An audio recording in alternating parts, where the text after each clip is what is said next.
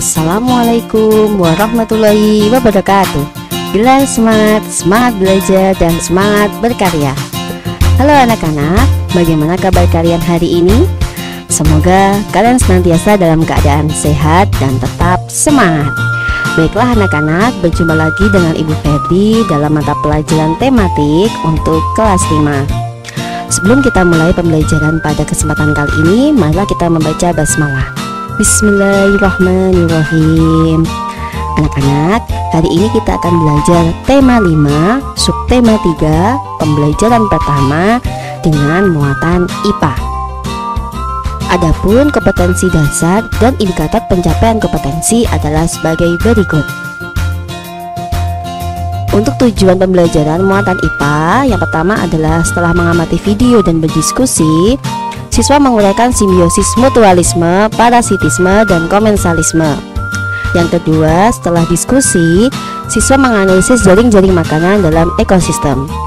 Dan yang ketiga adalah setelah mengamati gambar dan berdiskusi, siswa membuat jaring-jaring makanan dalam ekosistem.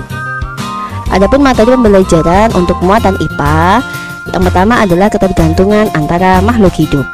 Yang kedua adalah rantai makanan, dan yang ketiga adalah jaring-jaring makanan. Anak-anak, coba perhatikan ketiga gambar berikut ini. Kira-kira apa ya jenis simbiosis yang terjadi pada masing-masing gambar? Yuk kita simak penjelasan berikut ini. Dalam gambar pertama, terdapat hubungan kupu-kupu mendapatkan keuntungan berupa nektar untuk makanan, sedangkan bunga terbantu proses penyerbukannya. Jadi, gambar pertama ini merupakan simbiosis mutualisme. Gambar berikutnya, dalam hubungan ini, tali putri diuntungkan karena memperoleh makanan dari bunga sepatu, sedangkan bunga sepatu dirugikan karena makanannya diambil oleh tali putri dan lama-kelamaan bunga sepatu akan mati. Jadi, untuk gambar yang kedua ini merupakan jenis simbiosis parasitisme. Gambar berikutnya adalah hubungan antara anggrek yang diuntungkan karena mendapatkan tempat untuk mencari makan dan memperoleh sinar matahari untuk melakukan proses fotosintesis. Sedangkan pohon mangga tidak diuntungkan maupun tidak dirugikan. Dalam hal ini terjadi simbiosis komensalisme. Bentuk ketergantungan antara makhluk hidup diperlihatkan dalam sebuah rantai makanan dan jaring-jaring makanan. Nah anak-anak, masih ingatkah kalian tentang rantai makanan? Yuk kita pelajari kembali. Rantai makanan merupakan hubungan makan dan dimakan antara makhluk hidup.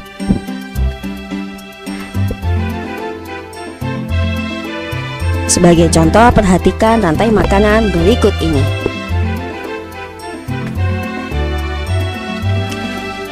Ini merupakan rantai makanan dalam ekosistem kebun.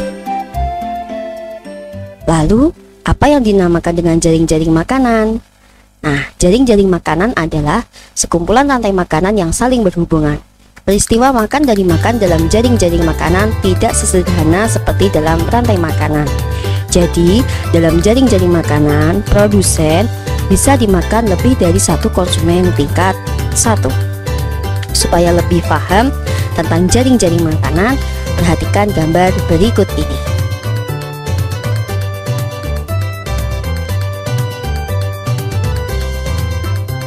Nah anak-anak, kita dapat menganalisis bahwa dalam jaring-jaring makanan tadi terdiri dari 4 rantai makanan. Sekarang sudah pahamkan kalian tentang ketergantungan antara makhluk hidup dan jaring-jaring makanan?